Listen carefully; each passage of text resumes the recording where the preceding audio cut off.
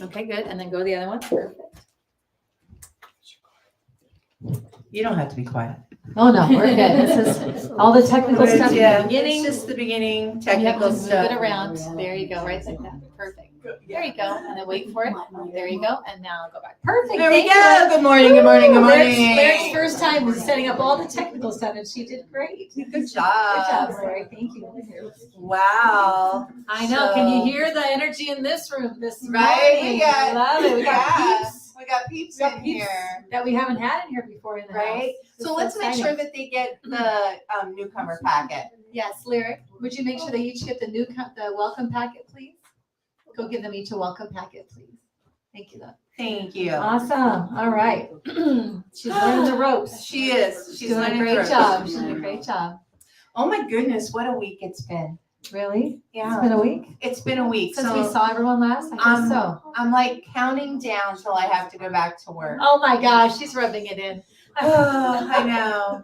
Well, Brittany's doing good. Brittany's doing For good. those of you who don't know, Reverend Jeannie had knee surgery. I had knee replacement. Yeah. Knee The replacement. right before Thanksgiving, so I've been off since then. And Lazy. we're lazy, yeah. The right knee is doing amazing. Good. My left knee is, kind of jealous. Oh, Yeah, and she's throwing a little bit of a fit. So next. yeah, Who's hey, so I just ask for prayers that we continue to heal well Yes. on that. Awesome. So, Perfect. Well, we want to welcome everybody here. Thanks for being here. And we are currently at the Unleash Your Life Studios, home of Reverend Dr. Michelle Whittington, who is in India As right we speak. now. She Yes. has just literally Yes. arrived and kind of getting herself where she Right. needs to be. So Yes. excited about that. Lots of prayers trying to make that one happen. That was, So she's there. It worked out. I know. And we can't wait for her to come back and tell us all about it. Yes, living vicariously. Absolutely. Right? Yeah. And so if you are in Phoenix and want to know where we're at physically and come and see us, it's 7220 North 16th Street, Phoenix, Arizona, 85020. We are building 1A, but you don't need that because you'll see us on the door. Our little logo's on the door. Our little logo's on the door. And we're chilly in here this morning. We're a little chilly this morning. I did turn the heat up, Yeah. so eventually we'll probably be sweating and I'll have my little fan out. So, that'll be hit how or that miss. goes. Yeah, hit or miss for sure. We're still in the love theme and the real love theme, and our real love book study starts on the 21st. Which is next Sunday after service. Right. If you're in our mailing list, you'll receive an email for that. It's complimentary for our spiritual club partners because they support us financially, so they get those kinds of things for free. But if you'd like to participate and you aren't a spiritual church club partner, it's $95. It runs 10 weeks. So probably it'd be cheaper just to be a spiritual club partner for those 2 weeks. Yeah. And if you are a spiritual church club partner, you get this amazing mug, which everything tastes better in. Everything tastes better Everything in this tastes mug. better in this mug. I'm just saying. That's why I love it. Right? Awesome. They also get the charm. Oh, that's It'd right. be a keychain, but I made it a charm. You made it a charm. Mine's little on my sofa. keys The little with our little sofa. sofa. I know. We have all the things. We have all the All the things. I things love here that. at the sofa. We All the spoil lots of things. swag. Lots of swag. I know. Exactly. We like that stuff. And when you become a spiritual church club partner, oh look, neither one of us are wearing our name tag. You get a name tag that eventually we wear on occasion. I'm still sharing my car with my fiance, so it's in the car. Yeah. I think mine's in my purse, honestly, so or in my bag somewhere over here. All righty. So let's see. Shall we pray in and then go I for think we everything? should pray in because I'm feeling a lot of energy. Yes. Here, so. Okay. So yeah, so you want it to ding it? You want me to do it or you want to do it? Who feels it? Who's feeling it? I'm kind of feeling it. Oh, All let's right. do it. Okay, here we go.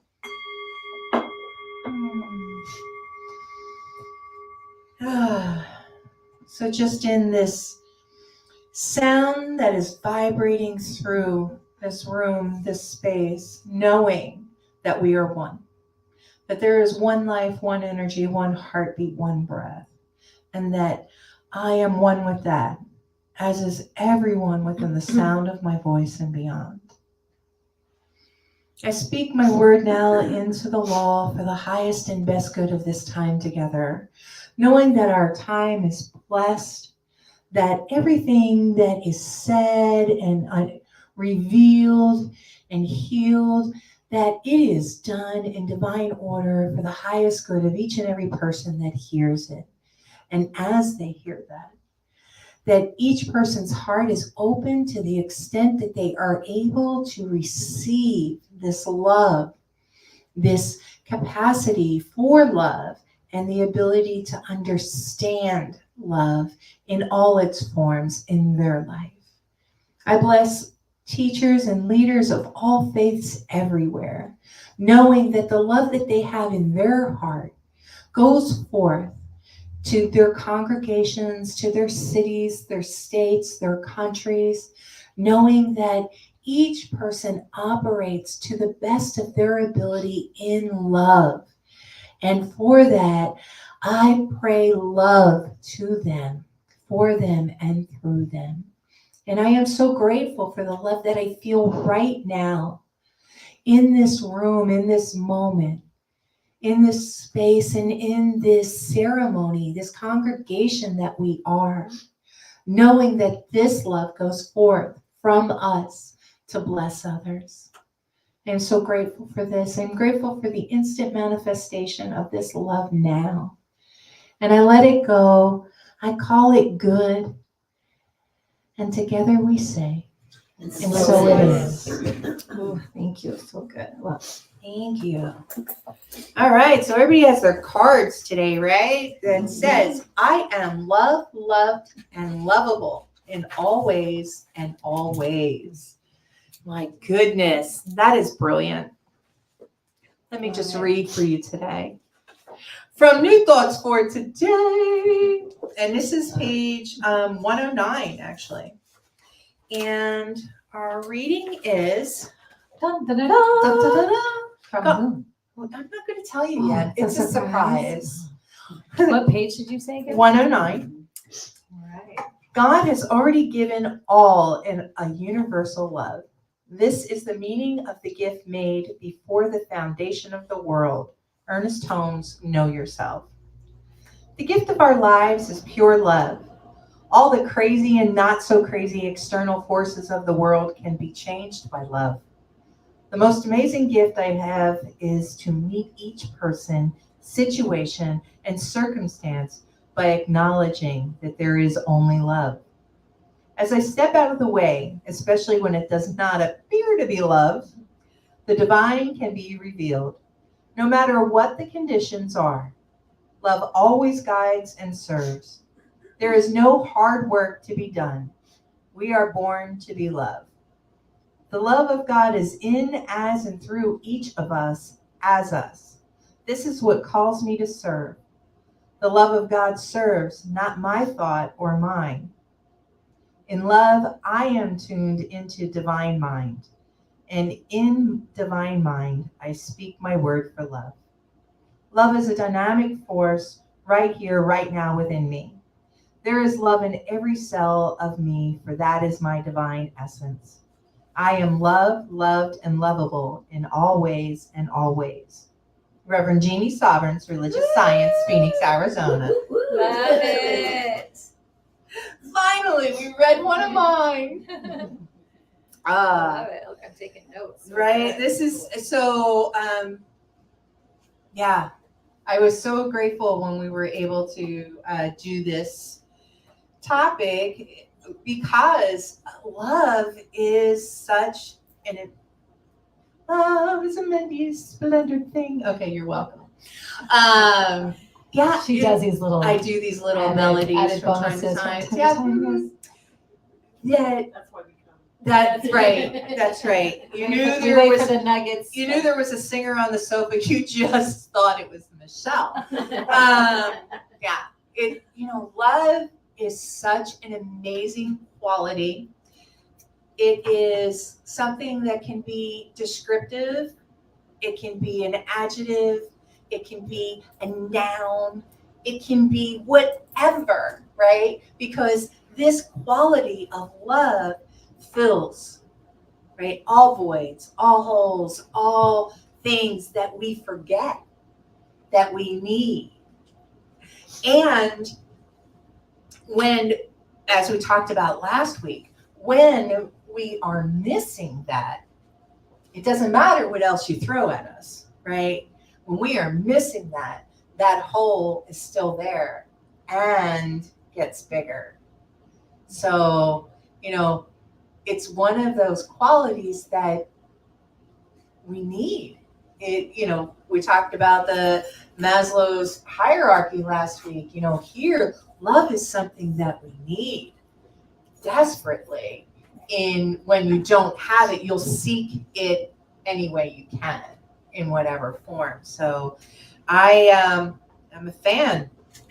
I'm a fan. You're a fan of love. I'm a fan of love. Well, if we know as religious scientists that love is all there is, right? That God is love and therefore love is all there is, right?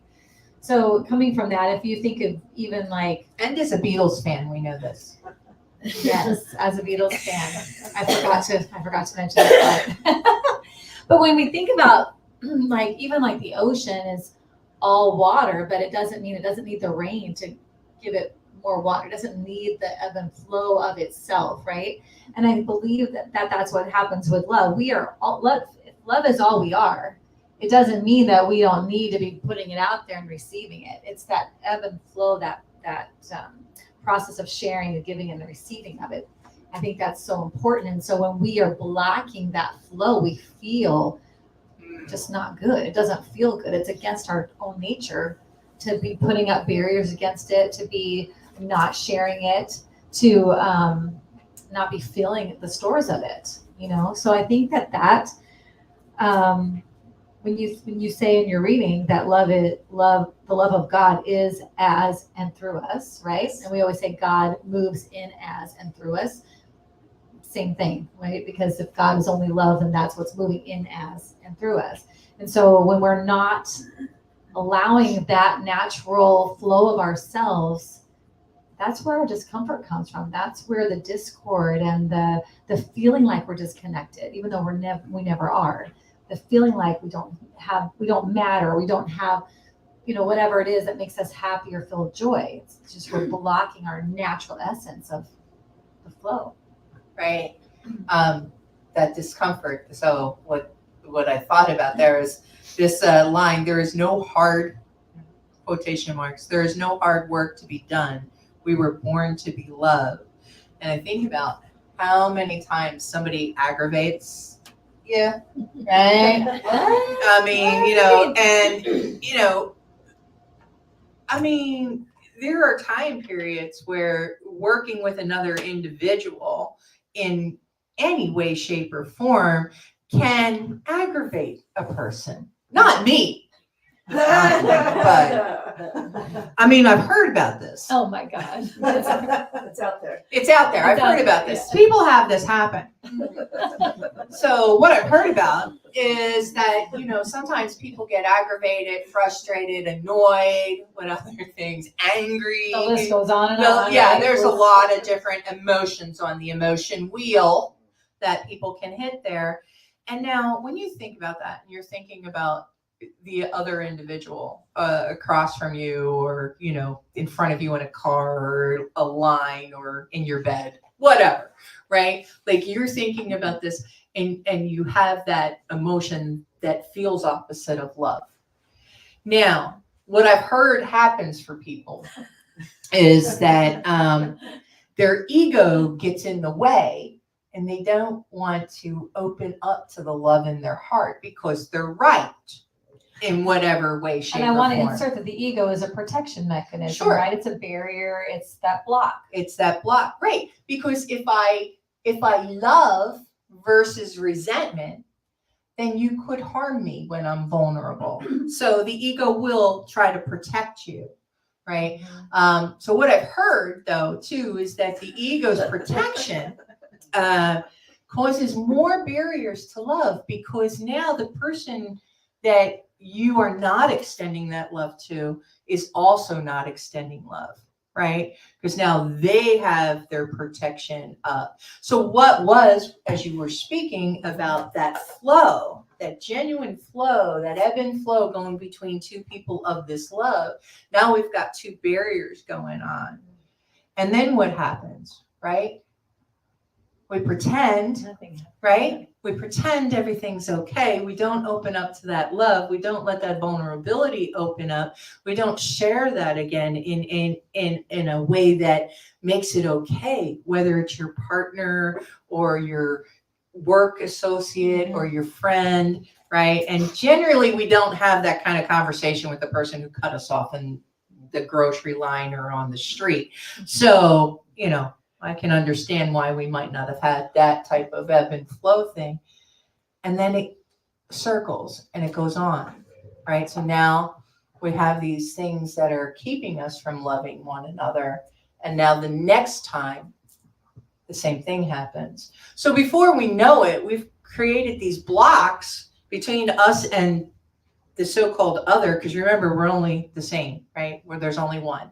So there is no real other. So when you stop that love from flowing, I'm stopping that love from flowing to myself. Right, 100%. Right. So I'm not giving me love. And when I think about it like that, or I tell those people who have experienced this, you know, when we think about it like that, it's really cutting ourselves off from the divine. It's really cutting ourselves off from the love that we are. Right.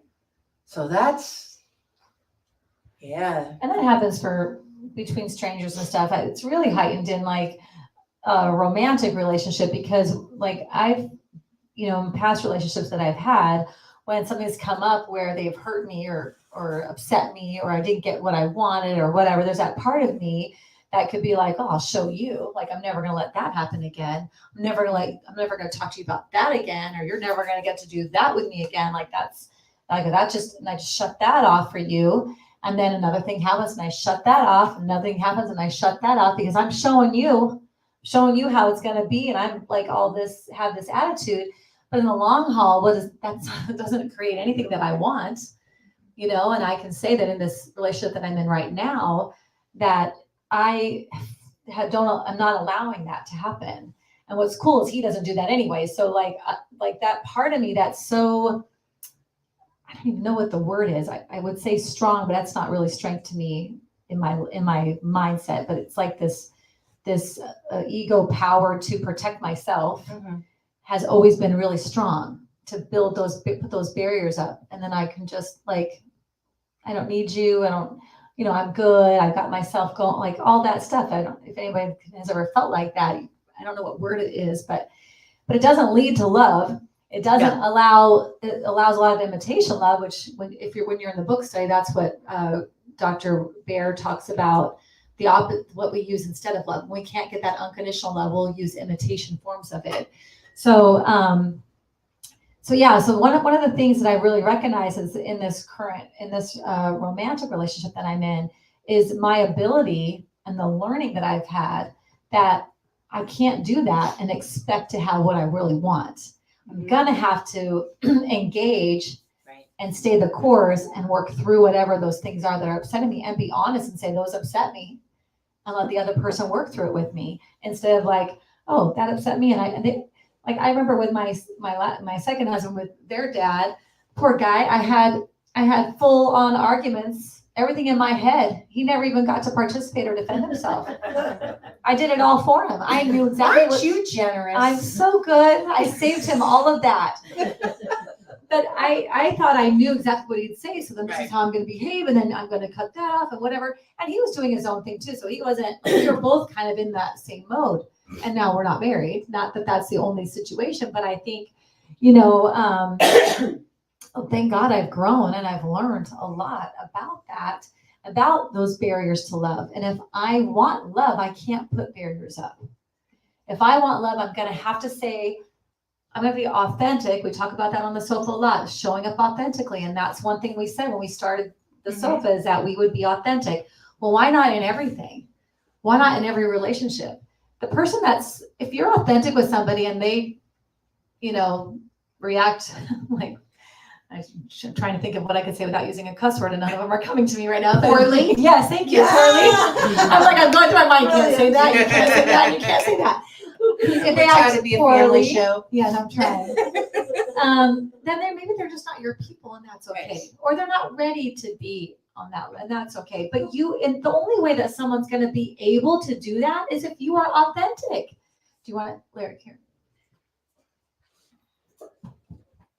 To Anne had her hand up. It reminds me of that time of my life when I was like just giving endlessly. And then when things would shift and I would start to be in a place where I would be drawing boundaries and expressing needs, I had trained everybody to believe I had no needs. And so it was quite an adjustment for them. And a lot of people fell off the train, and there were new people that came on the train because they could handle that. And Yeah. they were also givers. Mm-hmm. Right. Yeah. Evie has her hand up too.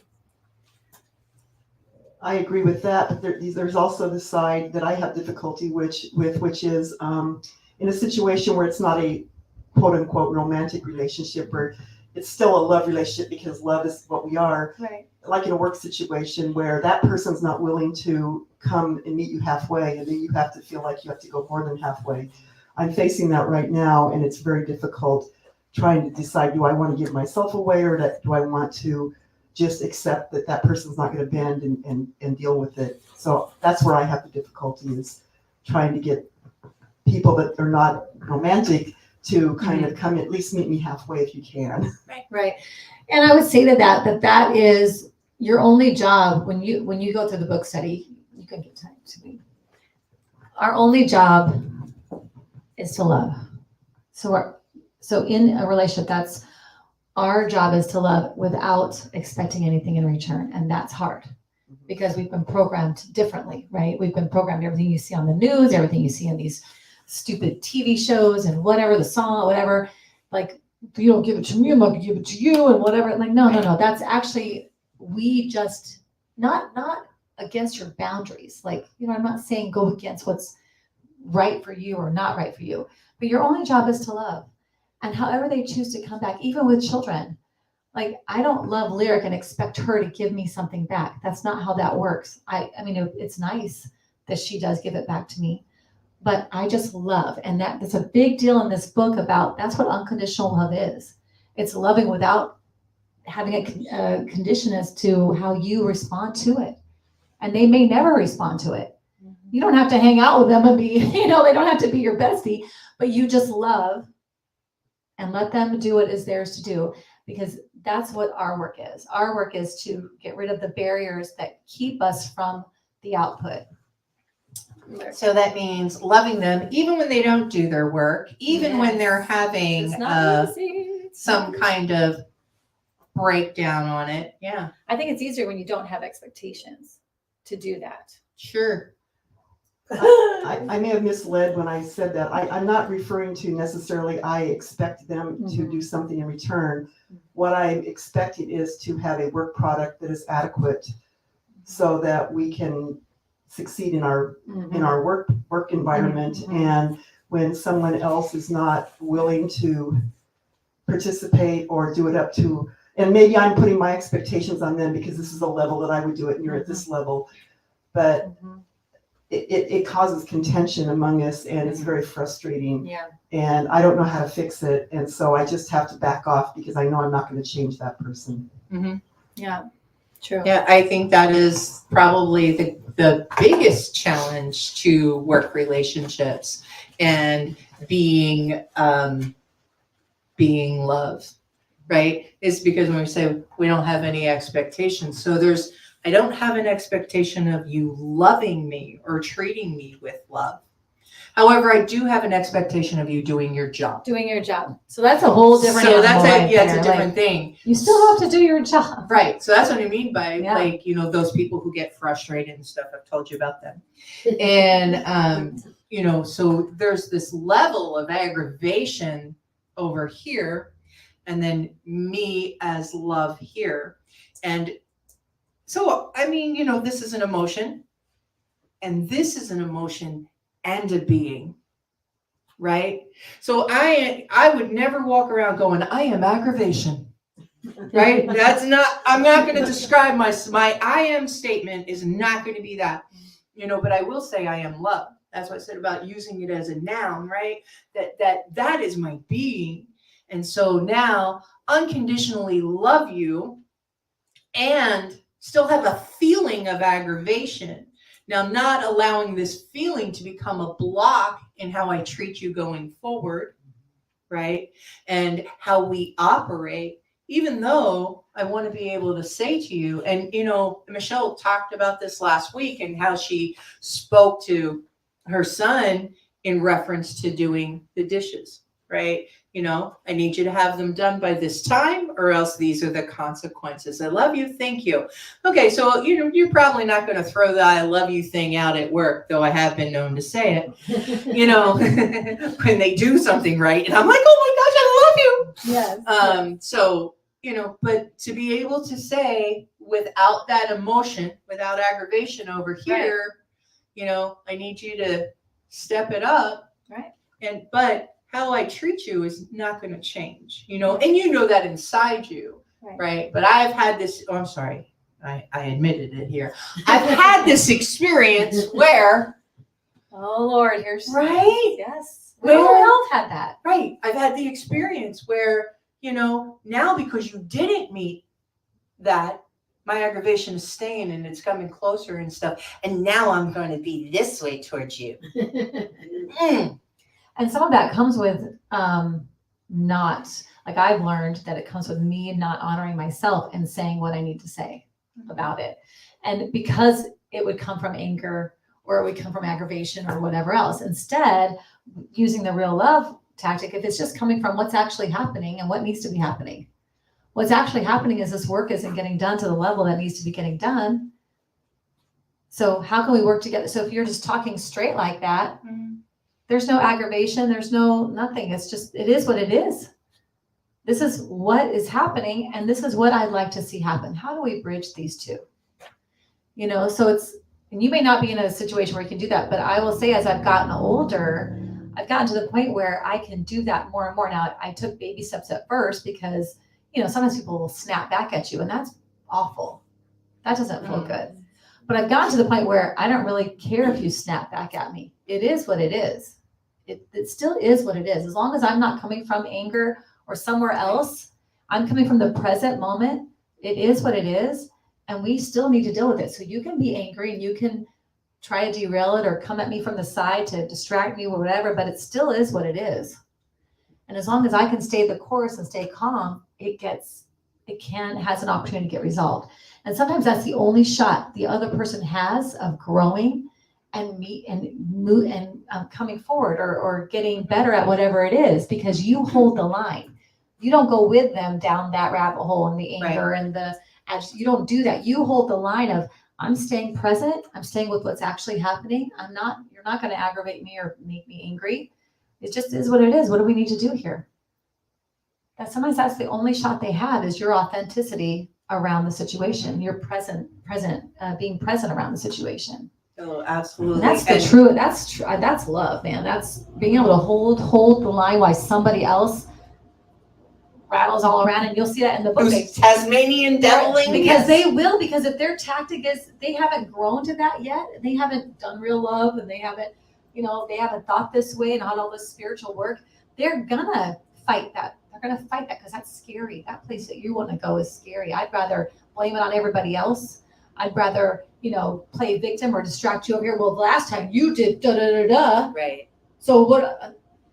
I'll teach you guys a tool. The tool that I use when people do that to me. But it keeps you centered. It keeps you like, oh wow, I had no idea you felt like that.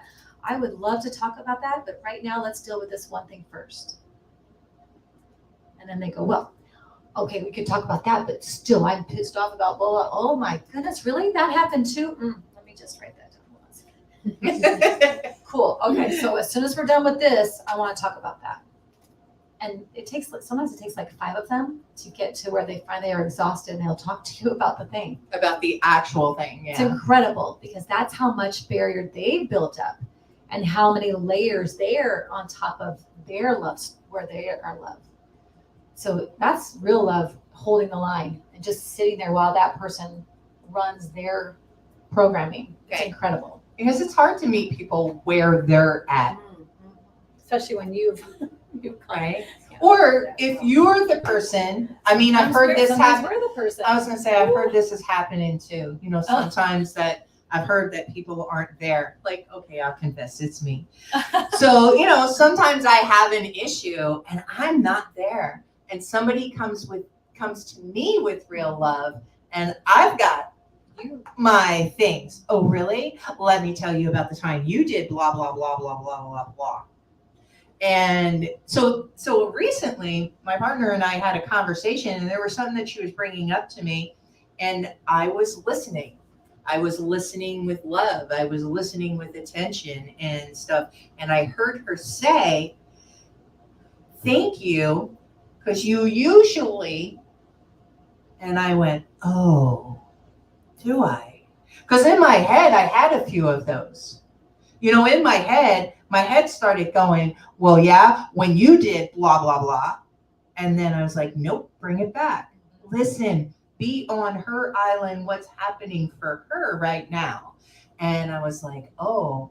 And so when I didn't respond with the you do back, she thanked me for that because that was my usual way. Of course, because I would feel blame and shame and guilt, you know, that I had to make everything better, you know, or be perfect or have some kind of way to comfort instead of, you know, what I have found recently is just listening and being present allows the other person to be seen and heard, and that's what they need and want. And wow, It's a whole other game. when you it do that. really is. It's totally different, but it takes practice because I can still get triggered very quickly too. And I'm always like, dang it, I know better than that. So it's not like I'm not never saying that I don't ever get triggered. I'm perfect at this. But if I'm the one coming to you with something I'm really good at, when you're coming to me with something, I have to work really hard to do what you just said, to stay present, what's actually happening, not let myself get triggered so that I can, because I don't want to go there. I don't need Right. my ego, my inner child to take over and run my life. Right. At 54, I want to run my life. I want the adult to run my life. I don't want that part of myself to get all up in arms and be afraid and want to protect me anymore. Right. I The don't inner need child it is to allowed do to that. run playtime. Playtime is good. Yes. Yeah. The I inner like- child can yes. run your playtime. That's But right. your relationship should be at least an adult. I would like it. Yeah. Yeah. So I work. It takes a lot of work. It's practice all the time. So if you're listening to this and you're like, well, I have this, like we all do. Yeah. Even those of us that have worked, we all still have those triggers. They're always going to be there. We might be faster to turn it around, you know. And Mary Mann Morrissey, those of you who know who that is, she said that you can always ask for a do-over. Oh yeah. And I love love do-overs. that. I love going, Yes. hold up. Yeah. It's kind of like Willy Wonka did the same thing. Hold up, reverse. Like that. Let me try that again. Do you mind if I try that again? Yeah. Can you ask your question again for me? Let me get myself, because Yeah, that is something we practice too, because there are time periods that Yeah. right out of my mouth comes the worst things ever, you know, and then I'll be like, oh no, that is not who I meant to show up as. Can I have a do-over? yeah, You know, so it's okay. I think that's authentic. yes. All that. It's like that. There's something wrong with that. There's nothing wrong with saying, wow, that's really not how I wanted to respond to you. So, Yeah. Yeah. Because there are time periods where autopilot takes on. I always call it Yeah. programming, or The programming programming. takes Yeah. the way we've always done it. So it's like when you're talking about the positive intelligence work, Yes. the big part about positive intelligence is weakening the part of the brain that's been running the show and strengthening the part of the brain that you want to be running the show. So it takes time for that to happen. You don't just read a book and do some classes and whatever, some PQ reps, and then all of a sudden you're perfect. Yeah. I don't think you're ever perfect. I think it's just always this practice, always this work in that. And I think being authentic through that is, I don't know, like a gift. I think it's kind of cool to see yourself move through those things. Right. Oh, You know? I do too. And it allows other people to be safe to do the same thing too, you know? And I have found being authentic and being vulnerable in my authenticity allows other people to see me in that way. Yeah. And it's very hard to be mad at somebody who is being vulnerable and authentic. Yeah. Try it. Somebody gets angry at you. Right. Why don't you just try being authentic Shuts and it right vulnerable? down. Yeah, it does shut it down because you're showing up in the present moment. Right. And whatever they have coming at you, you know, it stops it. It's like your Wonder Woman bracelet. You know, it's like, doom. I want a Wonder Woman bracelet. I want Wonder Woman bracelets I too. didn't ever get those. Apparently, I was going to put my hair up today. Oh. You know, but I worked with a couple that were going to get married, and they had these rage arguments that were just ugly. And then one of them would say to me, like, you know, when this is happening, it makes me not want to get married. It's hard. I don't like this and whatever. And I said, can you tell me what is the conversation? Like, do you recall what's being said? And a lot of it was, the one was kind of more attacking the other. You never do this, and you're not like this, and blah, blah, blah. So it wasn't, the other one wasn't throwing it in there. They were defensive. So it wasn't like they were both hitting verbally hitting each other. The one was attacking and the other one was defending. I said, you know what? How about you stop defending and just listen? Because they're telling you a lot of stuff. What you just told me, if you can understand that what we say out loud is really how we feel about ourselves. It's our own stuff. A lot of it's our own stuff. And if you can listen to what that person is saying and not get triggered, so as soon as you're triggered, you're out. You can't help. But if you can just stay the course, not mean to be abused, but just listen to what they're saying. What's the fear they're having? What are the words they're using? What is that coming from? Because if you can address what's really happening, you can unravel that. It's like a little child who's throwing a temper tantrum because that's the only skill set they have, and they're trying to get you to help, but they don't know how to do that, you know. And it took a little while, but there was one time where the one called me and said, "Guess what? Oh my gosh, it happened." And I was just quiet. I said, okay, well, what'd you learn? You know, and then we talked through that, and it was like, and it eventually, like what you said, the argument stalled out because he wasn't feeding it back. So the feeding frenzy wasn't happening. They just couldn't keep it going. And they kind of broke down, and a bunch of like the things came out that the fears that were coming out. And I said, oh my gosh, look at what you did for your relationship. Mm-hmm. Look at what you did. You held that space so that person could get to what it really was. It wasn't you, it never was you. It had nothing to do with you. They just were, that's what the intimate relationship does, that the more than any other relationship, it kind of triggers all that stuff. So it was really a cool thing to have happen. And so that's just where my mind goes. If we can stay in the present moment, right. Stay in the love, try really hard not to get triggered, because they're really good at triggering us, right? Usually they're the yin to the yang of what triggers us. You know, we have, that other person has a shot at moving through it. I was going to say, you said about intimate relationships. Some family relationships do that too.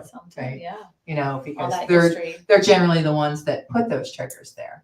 Exactly. So, you know, when we're responding to triggers with our partners or like, you know, anyone, you know, work people or whatever, like for me with work. So one of mine is when I tell somebody to do something as a boss, really the last part you should hear is now. Okay. Just tag it on to everything I say. Because I respond that way. When my boss says something to me, I hear do it now. And whatever I'm doing gets stopped and I do what my boss needs me to do. And that comes from my stepfather, right? My stepfather was that person who said, I need you to go blah, blah, blah. You didn't say, I'm doing this or I'm doing that or whatever. There were no excuses. You got up and you went and did what he said to do, right? I see a lot of head shaking. We all had this dad, right? And so I hear now. So I assume other people when someone in authority the tells them to do assumptions. something. Oh, the assumptions. Right? Ooh. And other people are like, excuse me, do you see me hanging from the ceiling right now? Right. I'm not able to do that for you. And I'm like, but why? Yeah. I know nobody wants to work for me anymore. Oh. Just kidding. Oh, come on. But yeah. that's the type of thing. So, this is a trigger on me when I need something, work wise. I will feel that, and I have to remember, okay, if you really do need it now, you need to say this is a priority, or say I need it done by the end of the day or the end of the week. Like, give people time frames, because not everybody has your dad. Yes, right. Has the now button in there. Yeah, right. So it's just working with people, being authentic, what your needs are, and helping, it's not just you in the relationship by yourself. All relationships, there's two people, just two things. Oh, you mean don't have those conversations in my head? Don't do it by yourself. And then what's funny about that is I remember where I thought the relationship, the first time I thought the relationship was done with me and the kid's dad. And I had gone through every scenario in my head. I did all the arguing back and forth in my own mind. And I was, it's over, it's done. And I was ready to be done. And then he came to me and he said he wanted to talk through it. He could tell that this was the thing and whatever. And then I literally analyzed every possible scenario, and none of them worked for me. And then he sat down, and wouldn't you know, he had another scenario that I hadn't thought of. I couldn't believe it. And that was like, and that's when I was like, maybe I should let him in on the conversation that I'm having between me and him. Maybe I should actually give him the opportunity let to him have a word or respond. I two. know, poor Yeah. thing.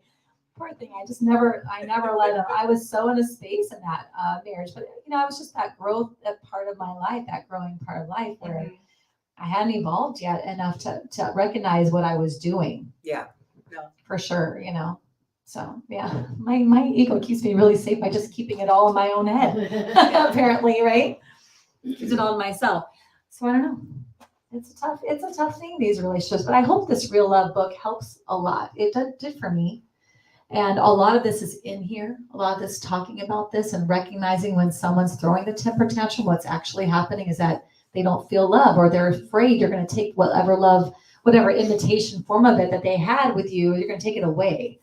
So they look like a drowning person without water. They look like a child throwing a temper tantrum in a grown body.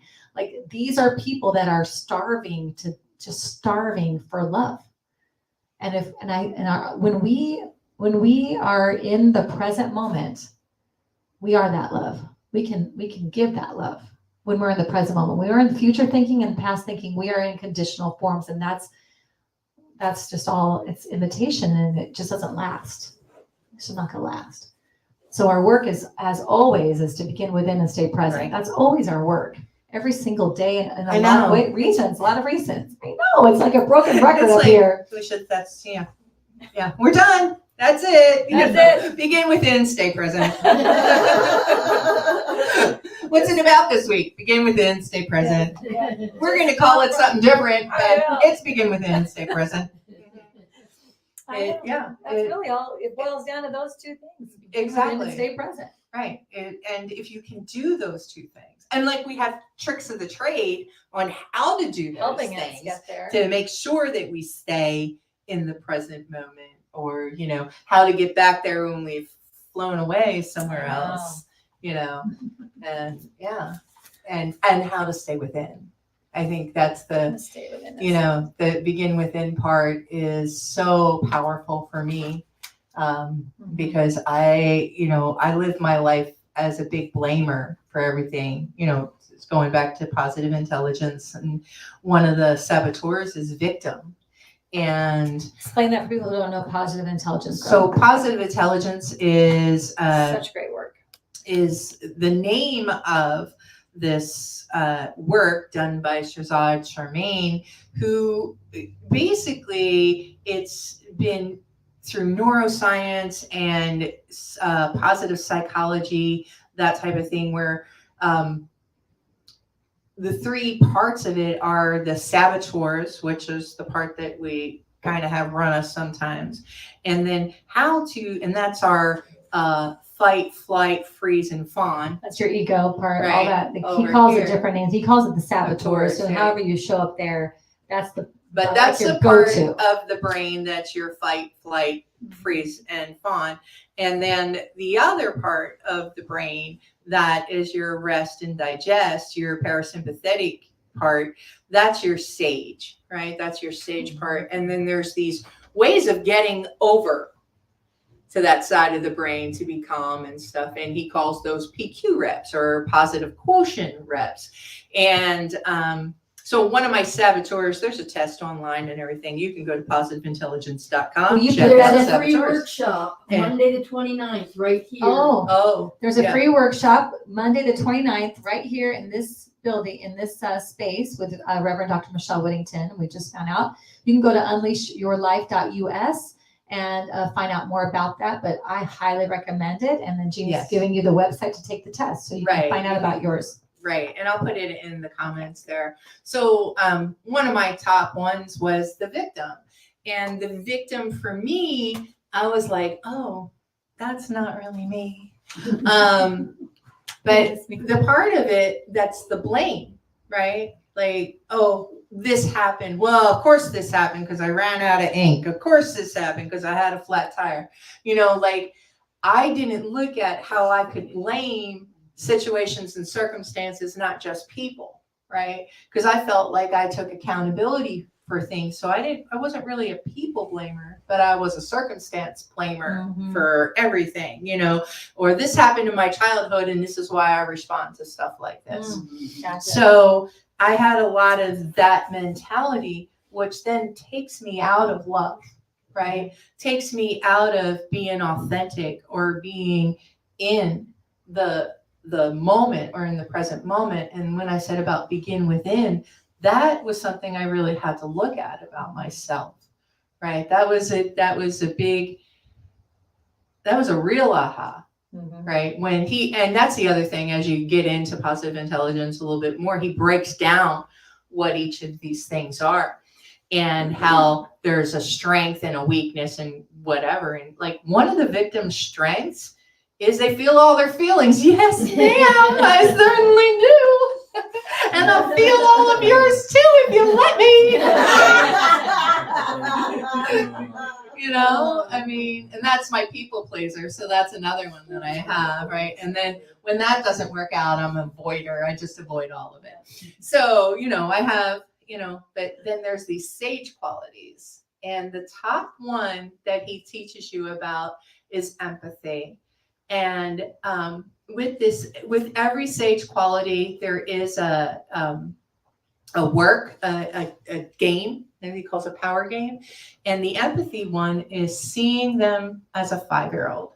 And I love that because nobody can be mean to a 5-year-old. I've met some 5-year-olds I wanted to, but I'm just saying, Sometimes. generally speaking, you don't want to be mean to a 5-year-old. Yeah, So, see, yeah. my mom's go-to was teaching empathy for me and my sister. She taught that all the time. So I kind of had that in spades. But I was the avoider pleaser. So I'd rather overexcel, overachieve, be as perfect as possible so I could please you so that you wouldn't, you know, and then if I felt like it wasn't happening, I would just avoid it. Like as if it would just go away if I don't. Just go away if I don't pay attention. It doesn't to go away though. Do you know No, that? it actually gets bigger. Yeah. But you know, that's a story for another That's day. a whole nother week. But I wanted to show you guys this real quick. The 3 dots. So the 3 dots, can you guys see that? 3 dots on your page. When you have to talk to somebody about something that is bothering you, whether in work or relationship or with children, and you know that most people, or they in particular, are going to come at you with a bunch of stuff, I use the 3 dots. And the middle dot is what the topic is that you are bringing to this conversation and what you need to have resolved.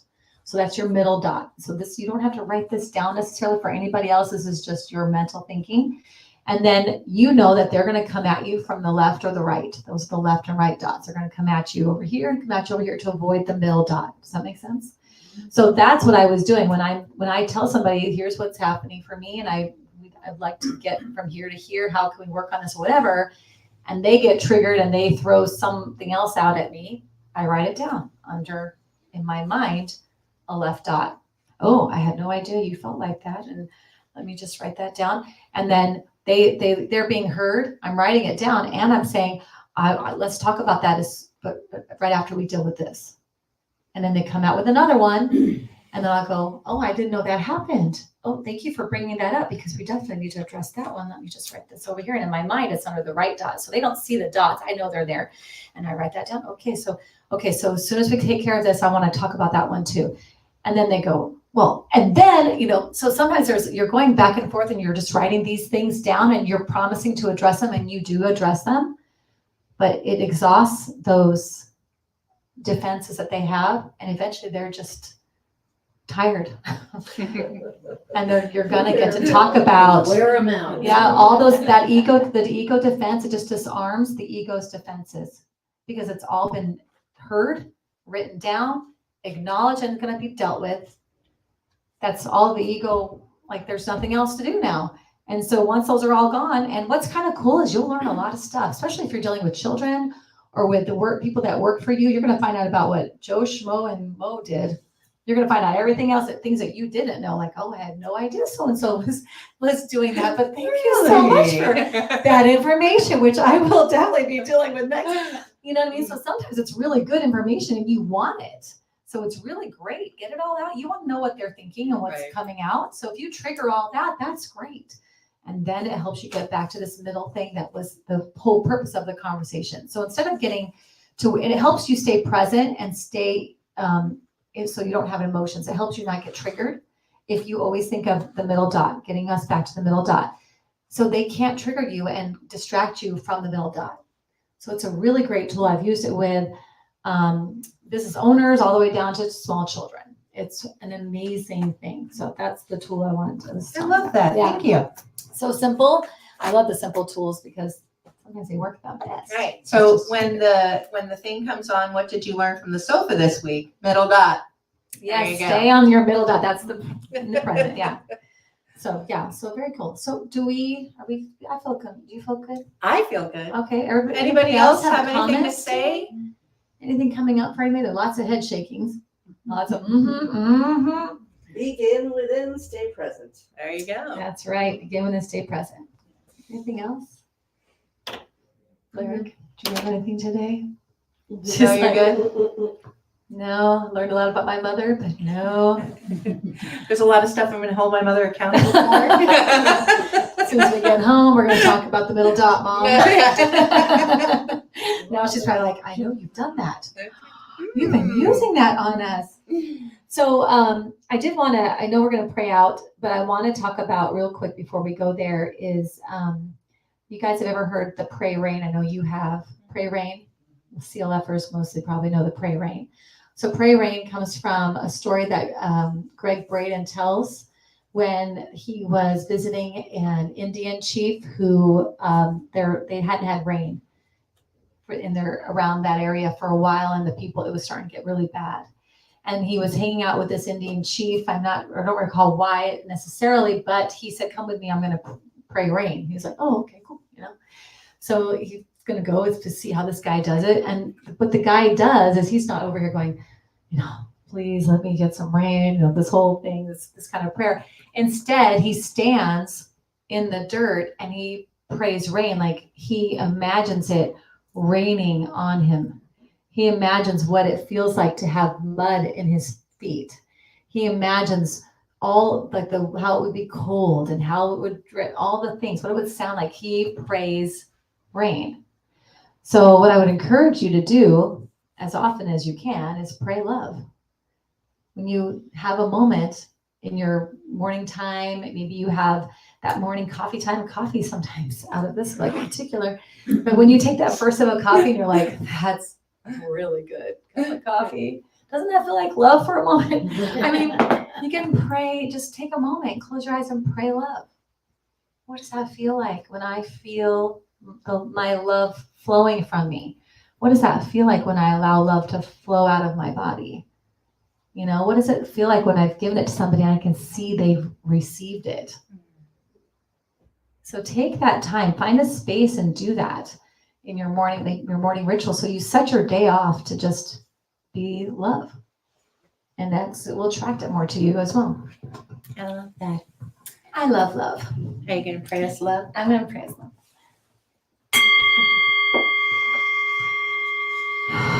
All right, let's breathe in.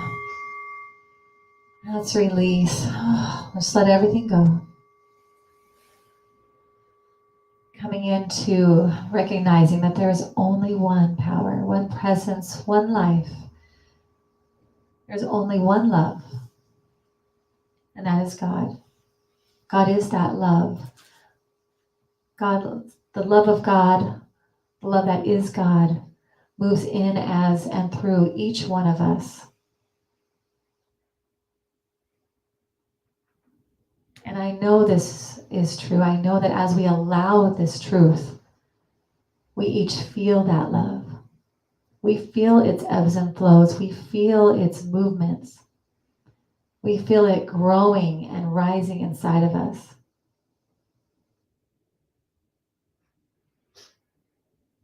As each one of us allows ourselves to be open and aware to our truth, our true nature being love. I know that as we move throughout our day, as we move around the people we come into contact with, I know that we let that love flow from us. We recognize the flow, the energy, the vibration of love. We recognize it flowing from us to them, to the world around us.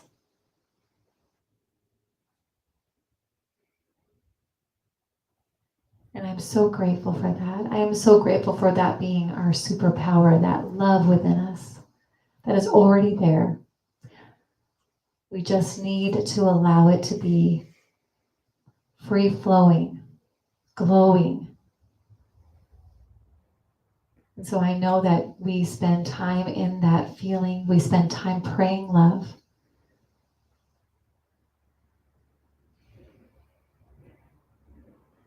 And so I know this is already done in the mind of God. This is already done and blessed and truly, truly special.